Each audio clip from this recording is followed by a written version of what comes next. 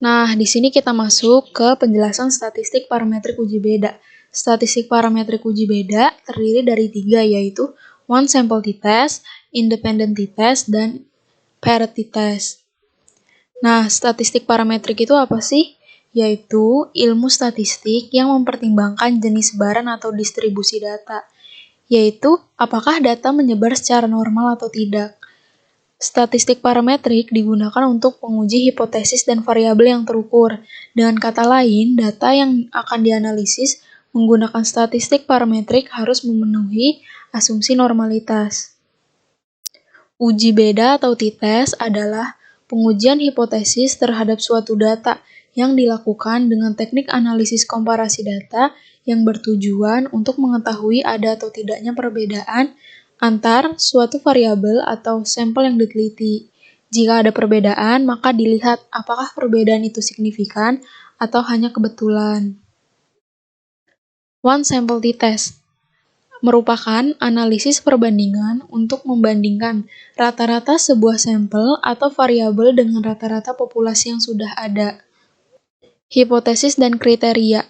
Yang pertama, hipotesisnya ada H0 adalah rata-rata sama dengan nilai acuan. Yang kedua ada HA, adalah rata-rata tidak sama dengan nilai acuan. Selanjutnya ada kriteria. Yang pertama, jika T hitung kurang dari T tabel atau signifikan lebih dari 0,05, maka H0 diterima atau rata-rata sama dengan nilai acuan. Yang kedua, jika T hitung lebih dari T tabel atau signifikan kurang dari 0,05, maka H0 ditolak atau rata-rata tidak sama dengan nilai acuan.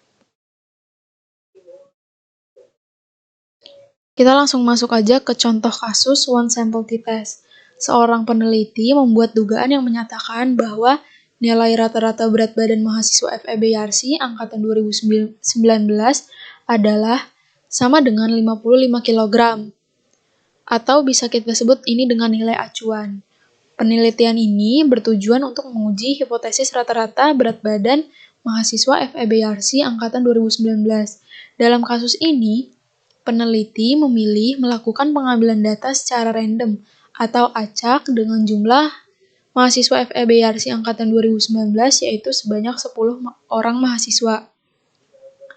Nah, di sini sudah terlihat data 10 orang mahasiswa dengan data berat badannya. Kita langsung masuk aja ke dalam software SPSS-nya. Klik File, lalu Open, Data. Lalu, file of type-nya dalam bentuk apa? Kalau di sini dalam bentuk Excel. Kita cari data latihan one sample t-test, lalu Open. Lalu OK. Nah, karena di sini ada angka di belakang koma, kita hilangkan saja desimalnya. Jadi 0. Nah, sudah tidak ada angka di belakang koma. Lalu kita klik Analyze, Compare Means, One Sample t-test. Nah, berat badan ini kita pindahkan ke test variabel. Di sini ada test value. Test value itu sama dengan nilai acuan. Nilai acuan di contoh kasus sebelumnya adalah 55 kg. Lalu klik OK. Nah, sudah terlihat hasilnya di sini. Jumlah data berat badan ada 10, rata-ratanya 59, standar deviasinya 7,379. Di sini nilai acuannya terlihat 55 kg. Nah, di sini terlihat signifikannya 0,121. Karena 0,121 itu lebih besar dari 0,05, maka H0 diterima, atau bisa disebut dengan rata-rata sama dengan nilai acuan. Jika di sini signifikannya kurang dari 0,05, berarti H0-nya ditolak atau HA diterima. Lalu kita masuk ke two sample t-test atau biasa disebut uji beda t-test 2 sampel. Two sample t-test ini digunakan untuk membandingkan apakah kedua rata-rata sampel tersebut sama atau berbeda? Hal ini untuk menguji kemampuan generalisasi signifikansi hasil penelitian yang berupa perbandingan dua rata-rata sampel. Two-sample t-test ini terbagi menjadi dua, yaitu independent t-test dan paired t-test. Independent t-test merupakan analisis statistik yang bertujuan untuk membandingkan dua sampel yang tidak berhubungan atau tidak berpasangan. Lalu, paired t-test ini merupakan bagian dari uji hipotesis komparatif atau uji perbandingan. Data yang digunakan dalam uji paired sample t-test ini umumnya berupa data berskala interval atau rasio, atau data kuantitatif. Penelitian bertujuan untuk membandingkan dua sampel berpasangan seperti perbandingan nilai sebelum dengan nilai sesudah. Kita langsung masuk aja ke contoh kasus independent sample t-test. Seorang dosen melakukan pengujian hipotesis komparatif untuk mengevaluasi hasil belajar untuk mata kuliah pengantar akuntansi 2 terhadap mahasiswa FEB Universitas Yarsi kelas A dengan kelas B, angkatan 2019. Pada kelas A, dosen menerapkan metode belajar yang dengan tidak menggunakan Excel dalam menyusun laporan keuangan. Sedangkan pada kelas B, dosen menerapkan metode belajar dengan menggunakan Excel untuk menyusun laporan keuangan. Nah, keterangan di sini, data kelompok 1 dan data kelompok 2 berupa data hasil belajar mahasiswa yang bersifat kuantitatif dengan sampel tidak berpasangan atau tidak berkaitan satu sama lain. Nah, di sini bisa terlihat kelompok 1 itu tidak menggunakan Excel dan kelompok 2 menggunakan Excel. Kita langsung masuk aja ke dalam SPSS-nya, kita klik File, Open, Data, lalu kita ganti File of Type menjadi Excel, Data latihan independent t-test, Open, lalu OK. Nah, di sini udah terinput ya teman-teman. Di sini ada angka di belakang koma, jadi kita hilangkan saja desimalnya menjadi 0 agar hilang. Lalu kita klik Analyze, Compare Means, Independent Sample t-test. Nah, untuk kelompok ini kita pindahkan ke grouping variabel. Lalu untuk nilai kita pindahkan ke tes variabel. Nah, kelompok di sini kita klik Define Groups. Nah, di grup 1 ini kita ketik tadi kelompok yang tidak menggunakan Excel itu kelompok 1. Lalu kelompok kedua yaitu kelompok yang menggunakan Excel. Lalu kita continue. Oke.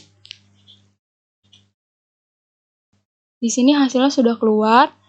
Untuk kelompok 1 jumlah sampelnya itu 15 dan kelompok 2 juga jumlah sampelnya 15. Rata-rata kelompok 1 yaitu 82,27, rata-rata kelompok 2 itu 88,60, standar deviasi kelompok 1 7,658, dan standar deviasi kelompok 2 itu 6,663.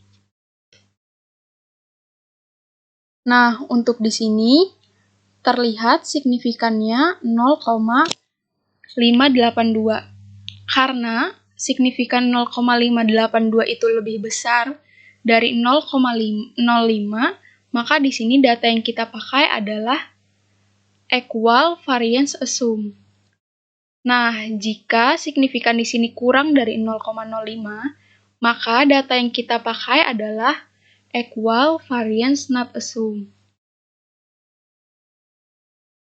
Lanjut, karena di sini data yang kita pakai adalah equal variance assume, maka signifikan to tell ini yang kita pakai adalah 0,022. Nah, di sini terlihat signifikannya adalah 0,022, yang artinya lebih kecil dari 0,05. Jadi di sini adalah H0-nya yang ditolak dan HA-nya diterima, atau bisa disebut dengan rata-rata tidak sama dengan nilai acuan. Nah, di sini kita langsung masuk aja ke contoh kasus yang ketiga, yaitu contoh kasus dari uji per sampel t-test. Sebuah perusahaan obat melakukan penelitian dari obat penurun berat badan terhadap beberapa sukarelawan mahasiswa Universitas Yarsi. Sebuah penelitian dilakukan dengan mengambil sampel berat badan sebelum diberi obat dan berat badan sesudah diberi obat. Di sini bisa dilihat data berat badan sebelumnya dan data berat badan sesudahnya. Nah, untuk uji per sampel t-test ini ada sedikit catatan, yaitu H0-nya sama dengan tidak ada perubahan rata-rata. Lalu HA-nya sama dengan ada perubahan rata-rata. Nah, lalu kita langsung masuk aja ke dalam SPSS-nya. File, open, data. Seperti biasa, file of type-nya dalam bentuk Excel. Data latihan per t-test. Open lalu OK. Di sini seperti biasa ada angka di belakang koma. Kita nolin aja. Sudah. Jika sudah, langsung klik Analyze, Compare Means per sampel t-test. Nah, untuk berat badan sebelumnya kita masukkan ke variabel 1, dan berat badan sesudahnya kita masukkan ke variabel kedua. Lalu klik OK. Nah, di sini sudah terlihat hasilnya. Untuk rata-rata berat badan sebelumnya adalah 66,81. Untuk berat badan sesudahnya rata-ratanya 61,94. Jumlah sampelnya tetap sama, 16. Untuk berat badan sebelum dan sesudah. Lalu standar deviasi berat badan sebelumnya adalah 6,656. Standar deviasi untuk berat badan sesudahnya adalah 6,403. Lalu kita masuk ke signifikannya. Signifikan total ini 0,000. Nah, jika signifikannya kurang dari 0,05, maka HO ditolak dan HA diterima. Jika sebaliknya, untuk signifikan total ini lebih dari 0,05, maka HO diterima dan HA ditolak. Di sini sudah terlihat jelas ya teman-teman kenapa HA-nya diterima. Karena yang tadi kita udah catat, HA itu adalah ada perubahan rata-rata. Nah, di sini udah terlihat jelas rata-rata berat badan sebelumnya berbeda dengan rata-rata berat badan sesudahnya.